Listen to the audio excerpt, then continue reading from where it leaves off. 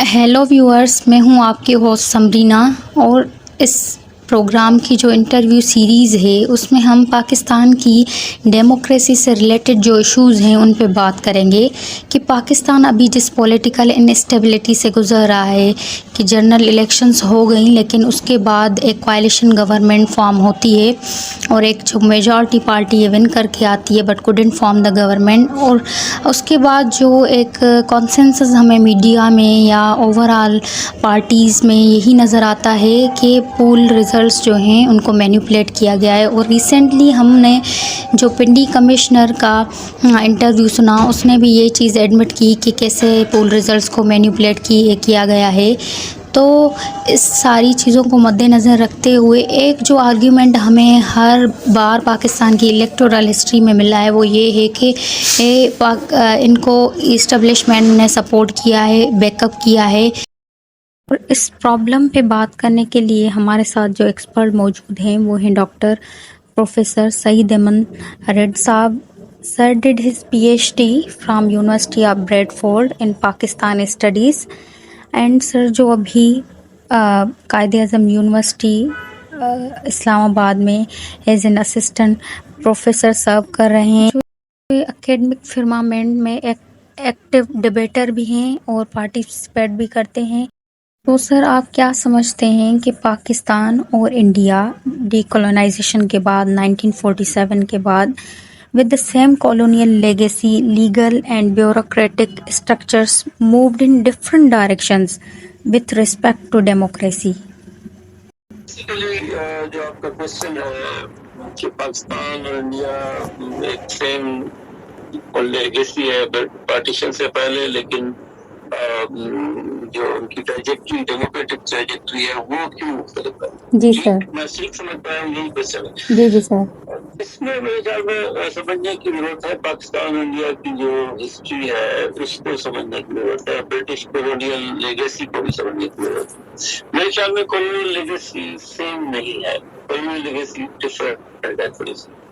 उस डिफरेंस को भी समझने की जरूरत है। वो डिफरेंस क्या है?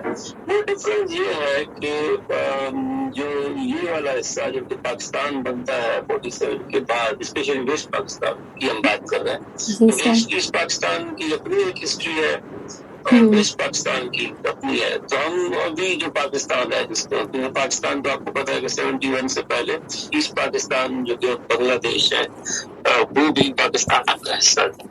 तो हम बेसिकली बात अब कर रहे हैं वेस्ट पाकिस्तान की, जो डोमिनेट जो हमारी बेसिकली जो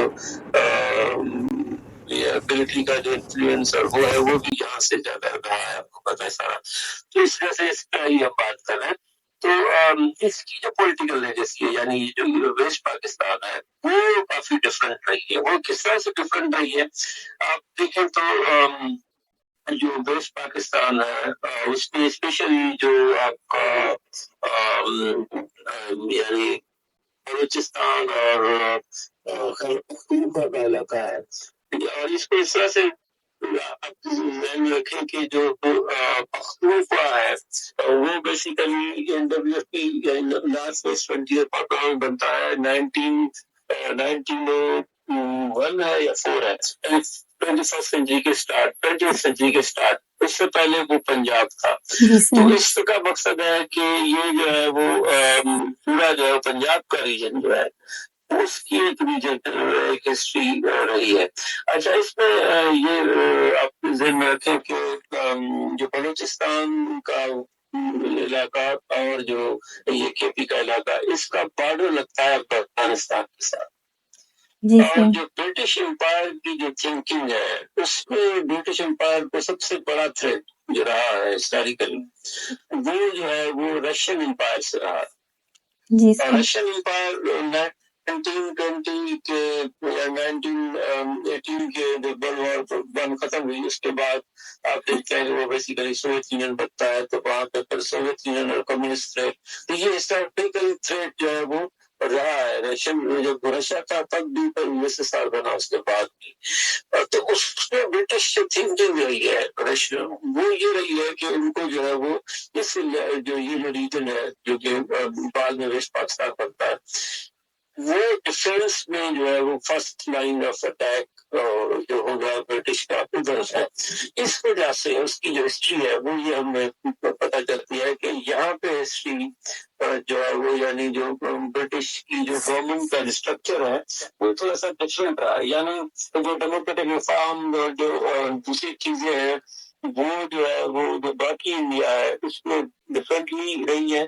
یہاں پہ تھوڑا سا ڈفرینٹلی رہی ہے. اسپیشلی یہاں پہ وہ علاقے جن کا بارڈر جو ہے وہ افغانستان کے ساتھ ہوتا ہے, جس طرح سے بلوچستان کا وہ علاقہ ہے جس کو برٹش بلوچستان یا پشتون بیلٹ کہا جاتا ہے, اس طرح سے جو کیپی کا وہ علاقہ جو کہ اب تک فاٹا کہا جاتا تھا جس کو ٹرائبل ایریا یا ایک زمانے میں اس کو کچھ اور نام تھے. تو یہ جو علاقے یہ وہ علاقے جو کہ اپنا برٹش پیریڈ میں انگورنڈ رہے ہیں, رکھے گئے تھے. اور اس کی ریزن کیا تھی؟ اس کی ریزن یہ تھی کہ جو ہے وہ یہاں پہ جب یعنی ایک طرح سے آپ کو پتا ہوگا کہ افغانستان جو ہے وہ رشین امپائر اور برٹش امپائر کے درمیان ایک بفر کا کرتا رہا. تو اگر وہ بفر ختم ہو جاتا ہے کبھی, یعنی ان کا جو پلاننگ برٹش کی تھی ان کا خیال تھا کہ کبھی نہ کبھی رشین امپائر اٹیک کرے گی اور افغانستان کو کیپچر کرے گی, تو پھر ہمارے پاس لائن آف ڈیفینس اور بفر کون سا ہوگا. تو انہوں نے وہ بفر اپنے جو ہے حساب سے یہ والا ریجن جس کو اب برٹش بلوچستان اور اپنا فاٹا اس کو بفر کے طور پہ رکھا. اس کے بعد کا جو ایریا ہے اس کو بھی انہوں نے ایک طرح سے اس طرح سے گورن نہیں کیا جس طرح سے باقی ہندوستان کو گورن کیا. آپ کو شاید یاد ہو کہ برٹش پالیسی میں یہ بھی تھا کہ پشتون جو ہے وہ پنجابی یا مارشل ریسز اور ان کو مارشل ریسز ڈکلیئر کیا گیا. جی تو اس میں بیسیکلی ان کی جو پالیسی برٹش پالیسی تھی اس میں گورن یعنی یہاں پہ جو ملٹری میں پوائنٹ یہ ہے کہ ملٹری کا جو کنٹرول ہے اس علاقے میں وہ دوسرے علاقے سے ڈفرینٹ رہا ہے. تو پاکستان کی جو پولیٹیکل لیگیسی ہے اس میں ملٹری کا انفلوئنس جو ہے برٹش کے زمانے سے زیادہ رہا ہے, جو کہ پھر پولیٹیکل انفلوئنس بعد میں بڑھا ہے. لیکن برٹش یعنی یہاں پہ جو ملٹری ہے اس کا جو ہے وہ اور اس پہ جو گورنمنٹ کا جو اسٹرکچر ہے اس میں ڈیموکریٹک ریفارمز جو ہے اس طرح سے یہاں پر انٹروڈیوس نہیں ہوئی جس طرح سے باقی انڈیا میں ہوئی ہے. تو یہ بھی ایک ریزن ہے کہ برٹش لیگیسی جو ہے وہ بھی ڈفرینٹ ہے پاکستان, وہ سیم نہیں ہے جو پاس. لیکن سر پاکستان انہیریٹڈ دا سیم, وہ جو بیوروکریٹک سیٹر تھا, جوڈیشری تھی, ملٹری تھی اور سول سروسز, یہ سب تو اسٹرانگ ہی تھی پاکستان میں ایکسپٹ لیجسلیشن. تو سر اس پوائنٹ کو کیسے آپ اس سے ریلیٹ کریں گے؟ میں وہی بتا رہا ہوں کہ وہ سیم نہیں تھا. وہ سیم کس طرح سے نہیں تھا؟ وہ سیم اس طرح سے نہیں تھا کہ جو یعنی ملٹری کا جو انفلوئنس یہاں پہ اس علاقے میں پنجاب میں کے پی بلوچستان کا وہ علاقہ ہے جس طرح میں بتا رہا ہوں, تو وہاں پہ تو گورنمنٹ یعنی اس طرح سے ریفارمس کی نہیں گئی نا. وہاں پہ تو جو ڈیموکریسی لوکل گورنمنٹ کا اسٹرکچر آپ دیکھیں پاکستان بننے کے بعد بھی جو ہے فاٹا میں تو ابھی ریسنٹلی آپ نے یہ ساری چیزیں لائی. یعنی یہ برٹش زمانے سے لے کے یہ چیزیں وہاں پہ فاٹا میں کبھی فوج گئی نہیں, کبھی کبھی کورٹس آپ کی گئی نہیں. اچھا اسی طرح سے بلوچستان میں کبھی کورٹس, کبھی پولیس, کبھی فوج, کبھی constitution, election, democracy, local government, یہ سارا اسٹرکچر تھا ہی نہیں. تو اس طرح سے یہ تو بالکل ایک ڈفرینٹ ہو گیا نا, سیم کیسے ہوا. جی سر, لیکن سر انیشل جو فیز تھا اس میں بیوروکریسی اسٹرانگ تھی نا رادر دین ملٹری. نہیں اس میں دیکھیے وہی میں بات کر رہا ہوں نا کہ وہ جو انفلوئنس ہے یعنی وہ برٹش فیز سے ہی ڈفرینٹ ہے. اس کو تھوڑا سا انڈرسٹینڈ کرنے کی ضرورت ہے.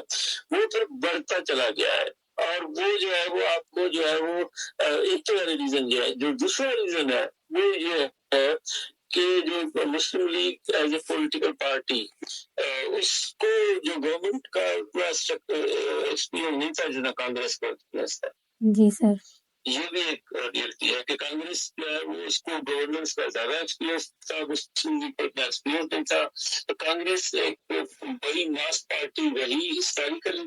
مسلم لیگ تو 1946 سے پہلے ہم دیکھتے ہیں کہ ماس پارٹی تو ہے نہیں. اس کی جو پولیٹیکل روٹس ہے وہ اسٹرانگ نہیں موجود ہے، جس کا 1937 الیکشن کا رزلٹ آپ کو پتہ چلتا ہے. یس سر. تو یہ بھی تو ایک چیز ہے نا کہ پولیٹیکل گورنمنٹ تو اس پولیٹیکل پارٹی نے کرنا ہے، اس پولیٹیکل پارٹی نے چلانا ہے، اور ڈیموکریسی تو پولیٹیکل پارٹی کی آرگنائزیشن کے بغیر نہیں چلتی.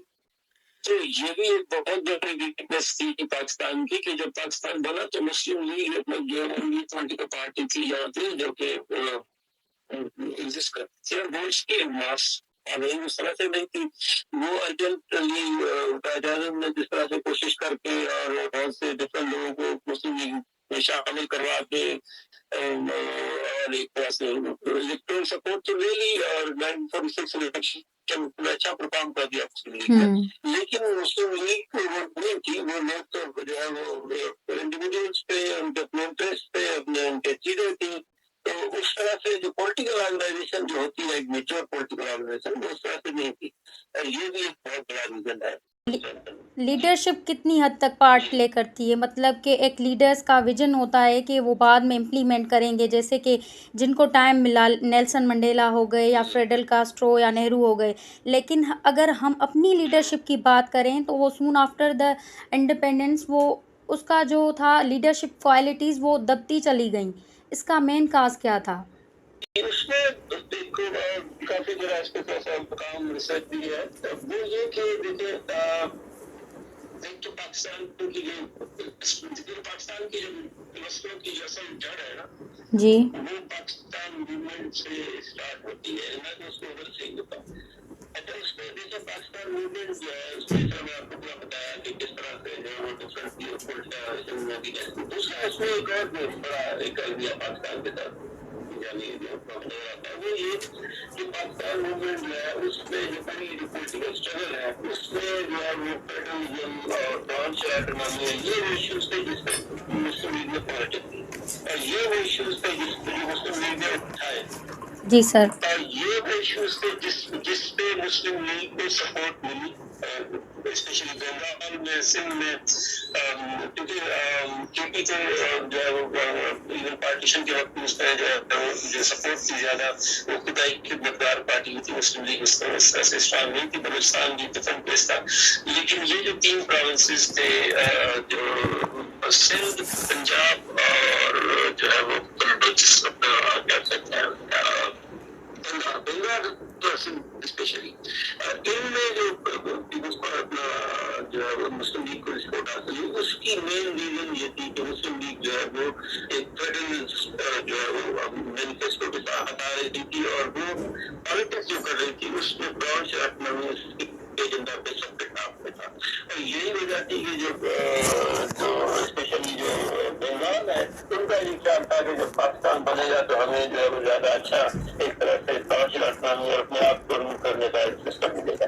لیکن جب پاکستان بنا اس کے بعد جو چیزیں ہوئی وہ اس کی الٹا ہوئی. یعنی 1935 ایکٹ جو ہے اس کو مسلم لیگ نے کرٹیسائز کیا کہ اس میں برانچ اٹانومی کرنا ہے، زیادہ ہونی چاہیے. اچھا، جب 47 میں مسلم لیگ اپنی حکومت بنی تو انہوں نے وہ جو انگریز نے برانچ اٹانومی دی تھی اس کو بھی بڑھانے کے بجائے کم کر دیا. جی سر. اور ہم دیکھتے ہیں کہ ہمارے یہ جو فیڈرلزم کے ساتھ جو چل رہا ہے وہ چلتے رہے. اور دوسرا ایک اور بھی میرے حساب سے ایک ریزن جو عجیب سا ہوا، اس کے ریزنس تو بہت سے دیے جاتے ہیں، لیکن بہرحال جو چیز ہوئی وہ میرے خیال میں پاکستان کے بعد میں بڑی نقصان کا ثابت ہوئی. اور وہ یہ کہ جو ہے وہ قائد اعظم جو ہے وہ بنے گورنر جنرل اور لیاقت علی خان بنے پرائم منسٹر. اب جو parliamentary power government political science میں جس طرح پڑھاتے ہیں تو اس کے جو ہیڈ آف اسٹیٹ ہوتا ہے یعنی پریزیڈنٹ یا جو پریزیڈنٹ کی جگہ پہ گورنر جنرل نہیں بناتا، تو جو اس کے پاور ہوتے ہیں نامنل ہوتے ہیں، اور جو ریل ایگزیکٹو پاور ہوتا ہے پارلیمنٹری پاور گورنمنٹ میں جو کہ پاکستان میں تھا اس میں جو ہے وہ پرائم منسٹر کے پاس. لیکن جب تک قائد اعظم حیات تھے تو پرائم منسٹر کے پاس تو اختیارات اس طرح سے نہیں تھے. قائد اعظم پاکستان یہ جو ہے اختیارات کو استعمال کرتے رہے، جو کہ کانسٹیٹیوشنلی لیگلی بڑی اسٹرینگ یعنی ایکویشن تھی. یس اور سر. یہ ہم بعد میں بھی دیکھتے ہیں کہ پھر گورنر جنرل کا جو ہوتا ہے اس میں وہ عجیب عجیب کام کیے جو کہ اس کو نہیں کرنا چاہیے تھے, اور وہ پاور جو کہ گورنر جنرل کے نہیں تھے وہ گورنر جنرل استعمال کرتے رہے. اور گورنر جنرل کو زیادہ استعمال کیا گیا, کانسٹیٹیوشنل پاورز بھی دیے گئے پورے قانون گورنر جنرل سے, جو کہ بعد میں قانون کے بعد جو دوسرے لیڈر آئے انہوں نے ان کو بہت زیادہ مس یوز بھی کیا. یس تو سر. یہ بھی ایک میرے حساب سے بڑا عجیب سی چیز ہوئی کہ قانون گورنر جنرل تھے, کیونکہ اس وجہ سے گورنر جنرل کی پوسٹ پاکستان میں زیادہ مضبوط ہو گئی, اور بعد میں اس کا بہت زیادہ مس یوز ہوا. اور بعد میں ہم نے دیکھا پریزیڈنٹ میں ٹرانسفر ہوئی ہے کانسٹیٹیوشن بن گیا, تو اس کے بعد بھی ہم پریزیڈنٹ اور پرائم منسٹر کے درمیان جو ایک چلتا آ رہا ہے پاکستان میں, ابھی تک آپ دیکھتے ہیں کہ اس کے پاور کم نیچے ہوتے رہتے ہیں. یس سر. تو وہ ایک جو ہے وہ ٹینشن پاکستان میں وہ 47 سے لے کے یہ وقت تک جو ہے وہ چلتا آ رہا ہے کہ یہ سمجھ میں نہیں آتا کہ پارلیمنٹ کی پریزیڈنٹ کے اختیارات ہونے نہیں چاہیے, لیکن پاکستان میں آپ امendment لا کے آپ 13th amendment دیکھ لیں, آپ 18th amendment دیکھ لیں, 18th اور 17th سے 8th amendment اور 17th amendment دیکھ لیں, تو اس میں جو ہے وہ ملٹری جب گئی دوبارہ سے جو ہے وہ جب کیا کہتے ہیں کانسٹیٹیوشنل امendments ہوئی تو جو ہے وہ اس کو پریزیڈنٹ کو زیادہ اور یہ جو جس کو ڈاکٹر وسیم کہتے ہیں کہ ایک طرح سے جو ہے وہ پریزیڈنشل کم پارلیمنٹری پاور گورنمنٹ کا جو کھچڑی ہے پاکستان میں وہ زیادہ بار بار آ پائی گئی. یس سر. سر جیسے کہ آپ نے جناح کی بات کی کہ اس کے کچھ میتھڈس ٹھیک نہیں تھے, لائک وائز ان کا ویژن کلیئر کیوں نہیں تھا؟ 1947 میں وہ بولتے ہیں کہ لبرٹی ٹو مائنورٹیز دیں گے ہم, 1948 میں اسلامک اسٹیٹ ہوگا, اور اپنی ڈیتھ کے بیفور وہ بولتے ہیں کہ نیور بی تھیو. جیسے کہ آپ نے جناح کی بات کی کہ اس کے کچھ میتھڈس ٹھیک نہیں تھے, لائک وائز ان کا ویژن کلیئر کیوں نہیں تھا؟ 1947 میں وہ بولتے ہیں کہ لبرٹی ٹو مائنورٹیز دیں گے ہم, 1948 میں اسلامک اسٹیٹ ہوگا, اور اپنی ڈیتھ کے بیفور وہ بولتے ہیں کہ نیور بی تھیوکریٹک اسٹیٹ. تو ان کی جو نیریٹو تھا وہ کلیئر کیوں نہیں تھا؟ کیونکہ اس کے بعد ہی جو ہے کانسٹیٹیوشنل پرابلمس پاکستان میں ہو گئے کہ کانسٹیٹیوشن کیسا آنا چاہیے, آبجیکٹیو ریزولیوشن ایک آ گئی جس سے اور بھی پرابلمس بینگ ایگزاسربیٹڈ.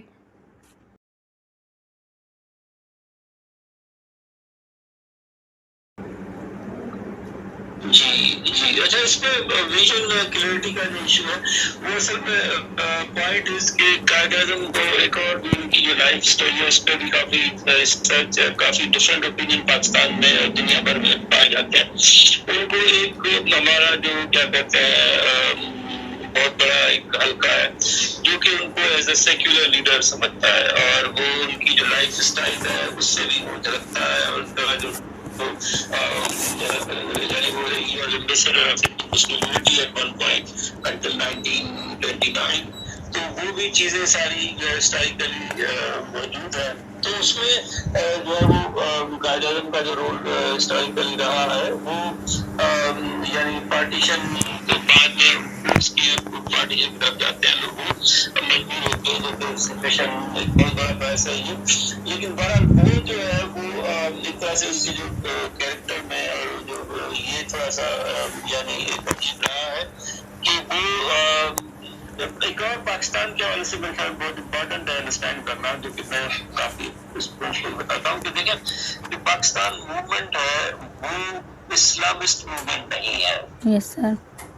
وہ جو ہے یہ بہت انڈرسٹینڈ کرنا ضروری ہے, کیونکہ جو مسلم لیگ کی جو موومنٹ ہے فریڈم موومنٹ اوور آل کے نام پر, اسلام کے نام پر ضرور ہے لیکن اسلام کے لیے نہیں ہے. یہ بہت بڑا فرق ہے.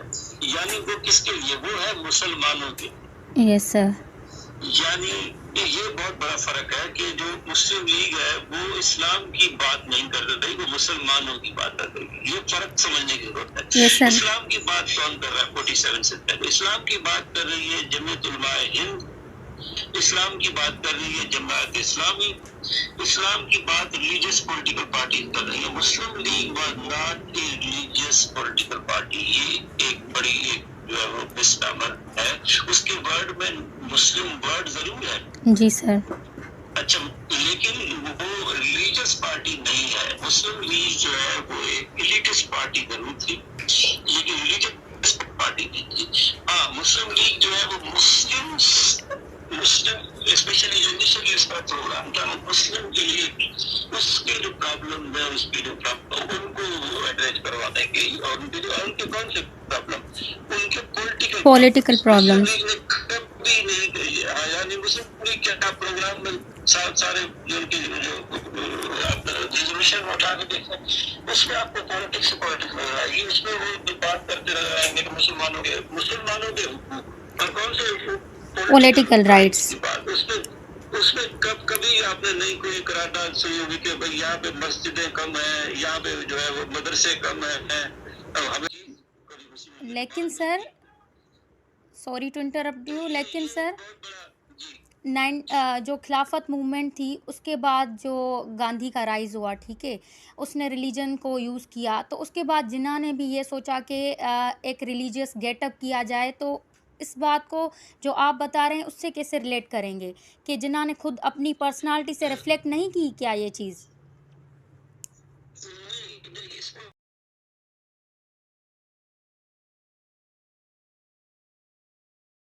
اس طرح سے دیکھا گاندھی کا رائز خلافت موومنٹ سے پہلے ہے اس میں دیکھیں ایک اور بات خلافت موومنٹ جو ہے وہ مسلم لیگ کی موومنٹ نہیں ہے یہ بھی تھوڑا سا کریکشن ضروری ہے خلافت موومنٹ میں مسلم لیگ جو ہے بلکہ اس موومنٹ سے آؤٹ ہے اس موومنٹ کے جو روح روا ہے اور جو لوگ ہیں اس میں ریلیجیس پارٹی ہے اس میں جو ہے وہ آپ کو نظر آئیں گے جس طرح سے مولانا محمد علی جوہر مولانا شوکت علی جنید البائی ہند یہ وہ پارٹیز ہیں جو اس میں زیادہ آپ کو نام یعنی پرومیننٹ نظر آئیں گے اب مسلم لیگ جو ہے اس میں آپ کو اس طرح سے نظر نہیں آئے گی قائد اعظم نے تو ہسٹوریکلی خلافت موومنٹ کی اپوزیشن کی ہوئی ہے اس کا جو ہے وہ بہت بڑا ثبوت ہے کہ قائد اعظم نے 1920 میں کانگریس کو چھوڑا اس وجہ سے کہ کانگریس نے خلافت موومنٹ کا ساتھ دیا قائد اعظم نے یہ کانگریس پوائنٹ پہ چھوڑی کہ آپ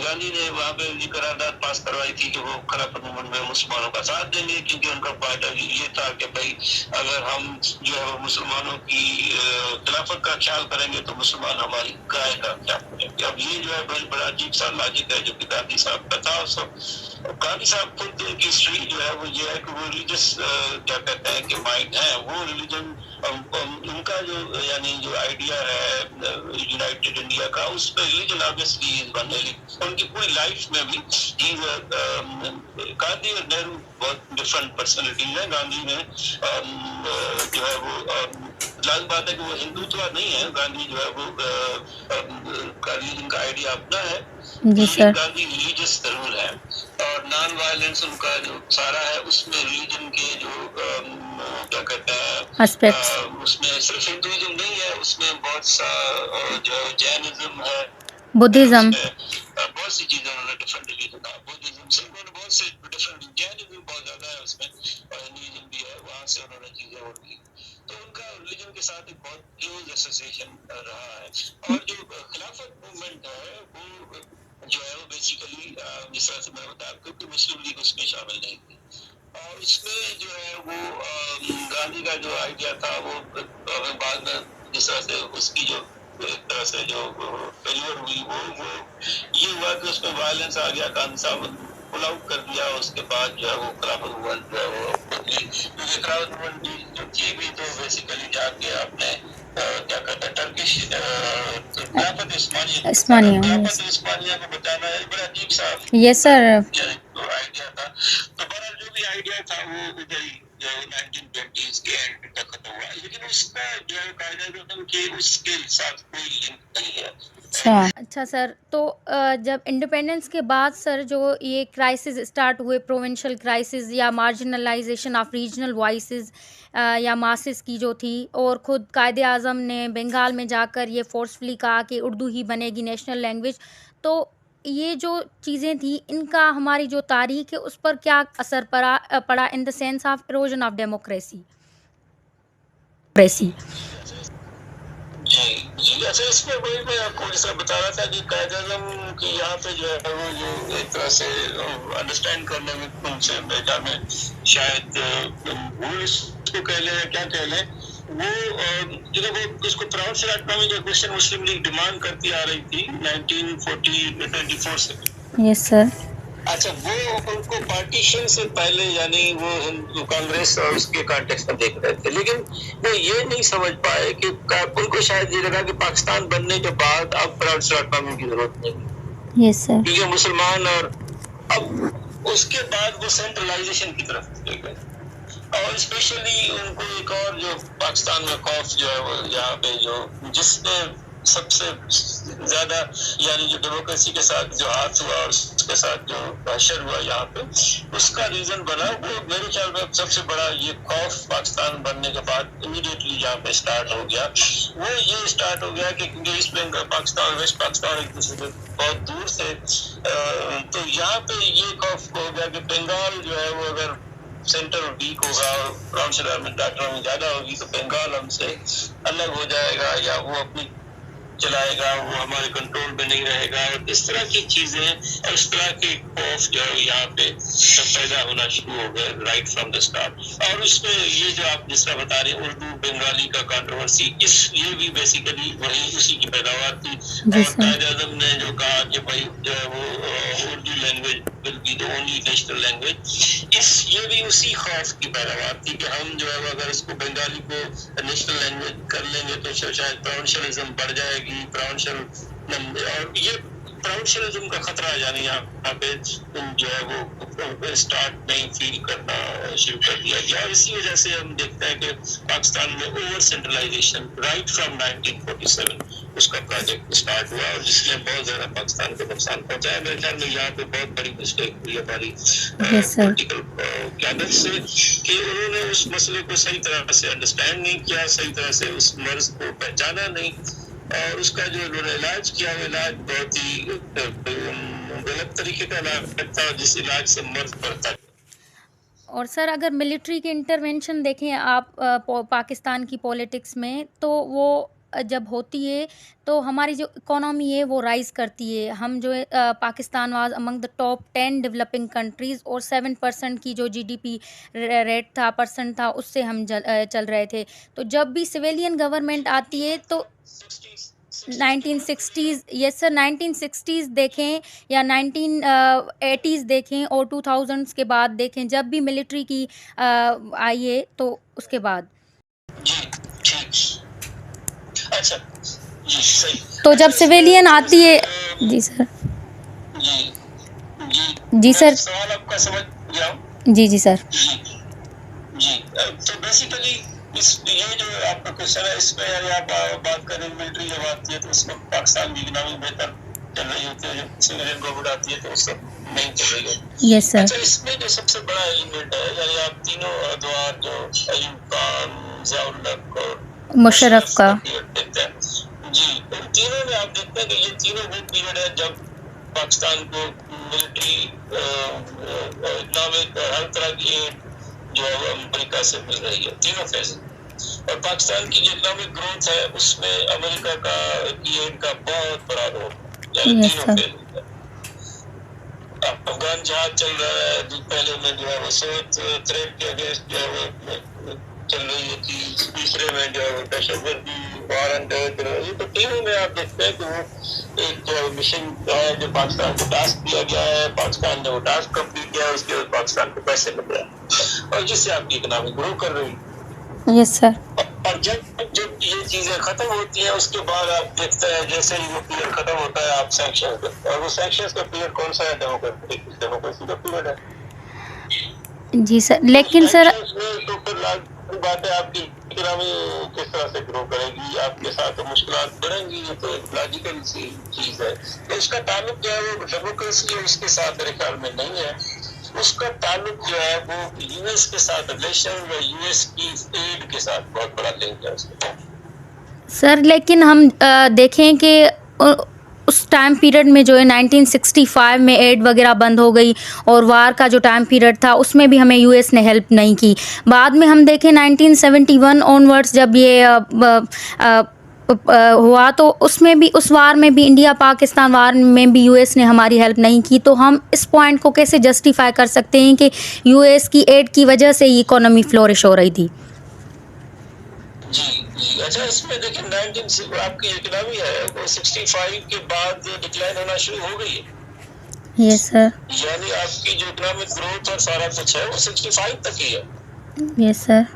65 کے بعد میں پاکستان کو بہت بڑا اکنامک دھچکا لگتا ہے اور اس کے بعد سچویشن آہستہ آہستہ کیونکہ آپ کے پاس اچھی اکنامی آپ نے بنا لی تھی تو 65 تک تو اس میں لوز ہونے میں ٹائم تو لگے گا لیکن چیزیں خراب ہونا شروع ہو گئی تھی. یعنی 66 67 68 یہ آپ دیکھ لیں سچویشن پہ بہت اچھی سچویشن نہیں بن رہی تھی. وہ سچویشن ڈکلائن آپ کی 65 بار کے بعد اسٹارٹ ہو چکی تھی. جیسے امریکہ کی آپ کی وہ کیا کہتے ہیں امداد ختم ہوئی ہے کم ہوئی ہے اس میں ضرور تھوڑی بہت پالیسی جو ہے وہ جو اچھا اس میں دوسرا کچھ بہت بڑا ڈسکشن ہے ڈبیٹ ہے اس کے جو اپنے یعنی جو روح رواں ہے اس اکنامک ریفارمس کے ایجنڈا کے ڈاکٹر بابول حق جنہوں نے وہ 7% گروتھ اچیو کروائی تھی.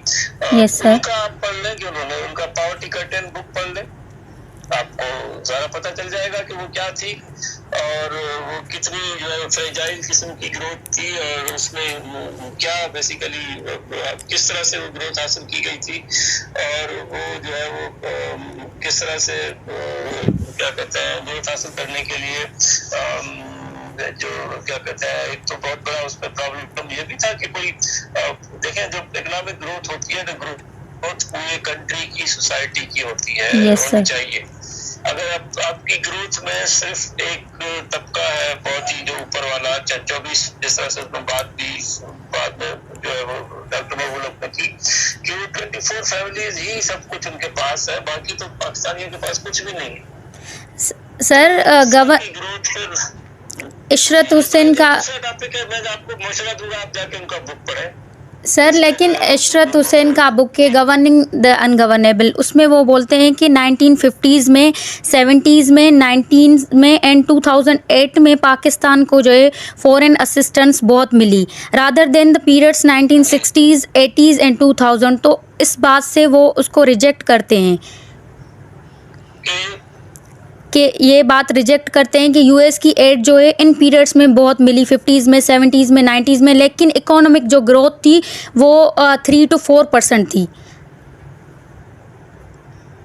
کون سے پیریڈ میں ایک دم زیادہ ملی ہے 57 58 یہ آ جاتا ہے اپنا ماشاء اللہ. اور یہ جو ہے عشرت صاحب ان کے ساتھ بڑے کام کرتے رہے ملٹری ڈکٹیٹرز کے ساتھ ان کا تو اپنا بھی کیا کہتے ہیں ان کے ساتھ سر گورننس کے جو انسٹیٹیوشنس ہیں جوڈیشری ہے ایگزیکیوٹیو ہے یا پارٹیز یا پارلیمنٹ وغیرہ وہ کیوں نہیں اتنے اسٹرانگ کہ وہ جو ہے رادر دین وہ ملٹری کو فیسیلیٹیٹ کیوں کرتے ہیں اس رول کو رادر دین وہ اس کو اپوز کریں کرٹیکلی اسٹل یہی ہے نا ڈائریکٹلی اور انڈائریکٹلی انٹرونشن ہوتی چلی جا رہی ہے نا پاکستان میں ملٹری کی تو اس چیز کو گورننس کے انسٹیٹیوشنس کیوں نہیں کوئی ایکشن لیتے یا کچھ کرتے جیسے ہماری سول سوسائٹی ہو گئی میڈیا ہو گئی مڈل کلاس ہو گیا.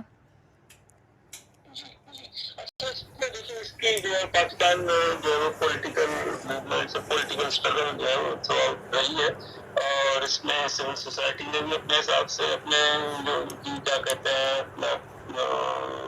جتنی ہے سائز اس کے حساب سے جو اپنی مزاولت کے پیریڈ میں مشرف کے پیریڈ میں وہ کرتے رہے اس کو میں تھوڑا سا بلکہ اس میں یہاں پہ آپ کو اپنے سامنے کے لیے یاد دلانے کی کوشش کروں گا کہ میرے حساب سے ایک اور بات ہمیں سمجھنے کی بات ہے پاکستان میں جو ہے وہ بیسیکلی اس کو میں کہتا ہوں سائیکلیکل ڈیموکریسی رہی ہے. سائیکلیکل ڈیموکریسی اس طرح سے کہ آپ کے پاس ڈیکیڈ آف ڈیموکریسی اور ڈیکیڈ آف سائیکل کے طرح سے چلتے آئے ہیں اب تک.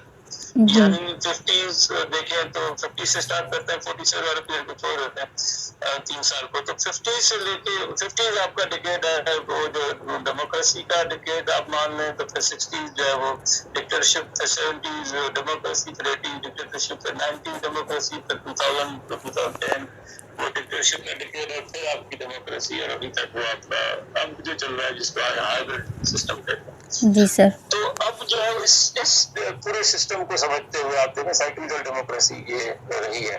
اچھا اس سائیکلیکل ڈیموکریسی کو میرے حساب سے اس سائیکل کو توڑنے کی کوشش یعنی یہ کوشچن اس کے ساتھ لنک آپ کا جی پاکستان کی پولیٹیکل فورسز نے کیا اس سسٹم کو توڑنے کی اس کو فنکشنل ڈیموکریسی پاکستان بنانے کی کوئی کوشش کی ہے یا کبھی کوشش نہیں؟ جی سر. اس میں میرے خیال میں پاکستان کی پولیٹیکل فورسز نے بہت سیریس کوشش اس سائیکل کو توڑنے اور پاکستان میں ایک مستقل ڈیموکریٹک آرڈر کو بنانے کی کوشش یہ تھی اور جس کو ہم چارٹر آف ڈیموکریسی کہتے ہیں جو کہ 2006 میں اس وقت کی جو ہے وہ بڑی پارٹی مسلم لیگ پارٹی نے سائن کیا تھا لیکن اس کو دوسری چھوٹی پارٹی جس طرح سے ریسنٹلی اگر آپ نے انٹرویو سنا ہے جی اپنا جگزنگ صاحب کا تو انہوں نے اس کا ذکر کیا ہے کہ ہم سب اس میں شامل تھے اور ہمارے جو ہے وہ اس میں انپٹ تھی. اچھا تو بہرحال تو اس میں پولیٹیکل فورسز جو ہے انہوں نے مل کے 2006 میں ایک چارٹر آف ڈیموکریسی سائن کیا کہ ہم اس کھیل تماشے کو ختم کرنا چاہتے ہیں. جی اس سر. میں ہمیں ایک دوسرے کے اگینسٹ یوز کیا جاتا رہا ہم آگے سے استعمال نہیں ہوں یہ اعلان انہوں نے کیا. امپلیمنٹیشن امپلیمنٹیشن کا آتے ہیں امپلیمنٹیشن جو 2008 میں پیپلز پارٹی گورنمنٹ آئی تو اس پہ آپ اس میں سے بہت سے کیڑے نکل کر سکتے ہیں بالکل صحیح کیڑے ہوں گے لیکن اس میں امپلیمنٹیشن ہوئی. اس میں امپلیمنٹیشن کا سب سے بڑا مثال جو ہے 18th امینڈمنٹ. یس سر. جو کہ پولیٹیکل پارٹی میں مل کے اس کا دوسرا سب سے بڑا جو ہے وہ مثال جو ہے وہ سیون ڈائناسٹی ایوارڈ تھا جو کہ پولیٹیکل پارٹی نے تصدیق کیا. اس کا تیسرا بڑا مثال جو ہے وہ پاکستان میں فار دا فرسٹ ٹائم جو ہے وہ یعنی ایک ڈیموکریٹ گورنمنٹ نے اپنی ایک پارلیمنٹ نے کم از کم ایک پارلیمنٹ نے اپنا مدعا پورا کیا 5 سال کا. یہ پاکستان میں پہلی دفعہ ہوا اور مدعے کے پاس کرتے آخر میں کیا ہوا وہ بھی ذرا تاریخ کا ایسا بھی ہمیں یاد رکھنا چاہیے. 2012 میں آپ کو یاد ہوگا دھرنا اسلام آباد میں لگا تھا. جی سر. ہم لوگ سارے 2014 کا دھرنا یاد کرتے ہیں 2012 کا دھرنا ہم بھول جاتے ہیں. آپ کو یاد ہے 2012 کا دھرنا لگا تھا پتہ ہے آپ کو؟ نہیں سر. کس نے لگایا تھا؟ P T I. کس نے لگایا تھا؟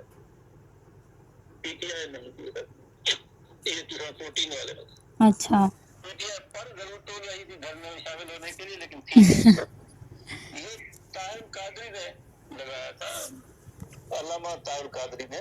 اچھا. 2012 میں دھرنا لگایا تھا اسلام آباد میں جس کا دھرنا 2 جو ہے بعد میں لگا جس میں پی ٹی آئی بھی شامل تھی 14 میں. اچھا. اچھا 2012 میں جو ہے کینیڈا سے تشریف لائے تھے ہمارے حضرت علامہ طاہر قادری صاحب. جی سر. اور انہوں نے آ کے اسلام آباد پہ دعویٰ بولا تھا. اسلام آباد میں آ کے انہوں نے یہاں پہ اپنا جھنڈا گاڑا تھا. 40,000 لوگوں کو 40 لاکھ کا مجمع کر کے انہوں نے جو پرائم منسٹر کو اپنے عہدے سے ہٹایا تھا. اچھا. ساری حکومت کو گھر بھیجا تھا. اعلان کیا تھا کہ آج سے یہاں پہ میری حکومت ہے. جی سر. یہ ریکارڈ پہ ہے سارا کچھ. اچھا اس وقت انہی کے دھرنے کے دوران پرائم منسٹر یوسف رضا گیلانی کو سپریم کورٹ آف پاکستان نے ڈسکوالیفائی کیا تھا. جی سر. اسی دھرنے کے دوران جس پہ جو ہے طاہر قادری نے کہا تھا دیکھا پرائم منسٹر میں نے ہٹا دیا. اچھا. اچھا یہ تاریخ جو ہے وہ یہ تاریخ کو جو ہے یاد رکھنے کی ضرورت ہے. یہ علامہ طاہر قادری کو کس نے بیک اپ کی تھا؟ یہ سر وہ کیا تھا اس کے پیچھے کون تھا؟ اس کے پیچھے وہی تھے جو سب کے پیچھے ہوتے ہیں جو 2014 کے پیچھے تھے. اچھا. جو 2018 کے پیچھے تھے جو 2022 کے پیچھے تھے جو سب کے پیچھے 24 کے پیچھے سب کے پیچھے وہی. کبھی سر ڈان لیکس کبھی پاناما لیکس. یہ سارے ڈرامے ہمارے آنکھوں کے سامنے ہوتے ہیں تو ہم یعنی اس پہ پھر ہم کس طرح سے کہیں کہ سیاست دانوں نے کوئی کوشش کی کہتے ہیں اور اس 2012 کے دھرنے کو سیاست دانوں نے مل کے ناکام بنایا تھا. ہاں. نواز खड़े थे जी सर। उसी चार्टर ऑफ डेमोक्रेसी के अंडर कि हमने एक दूसरे की टांगें नहीं खींचनी और उस अल्लामा ताहर कादरी को खाली हाथ जगाना पड़ा था। तो सर आपकी नज़र में इसका सॉल्यूशन क्या है, कैसे कम हो सकता है? सॉल्यूशन तो खैर मुझे अभी तो बहुत अजीब सी सूरत बन गई है क्योंकि ये जो हाइब्रिडाइजेशन हो गई है जी सर। वो तो बहुत ही पता नहीं क्या बन गया है, खिचड़ी बन गई है पूरी खिचड़ी है। तो उसके बाद मेरे ख्याल में मेरे हिसाब से मैंने इस पर लिखा हुआ है जो है वो अपने फ्राइडे टाइम में आर्टिकल में लिखे उसमें मेरा पॉइंट ऑफ व्यू ये है कि जो है वो सबको बैठ के सोचने की जरूरत है। हमारी एस्टेब्लिशमेंट को, मिलिट्री को, जुडिशरी को, सबको मिलकर बैठने की जरूरत है कि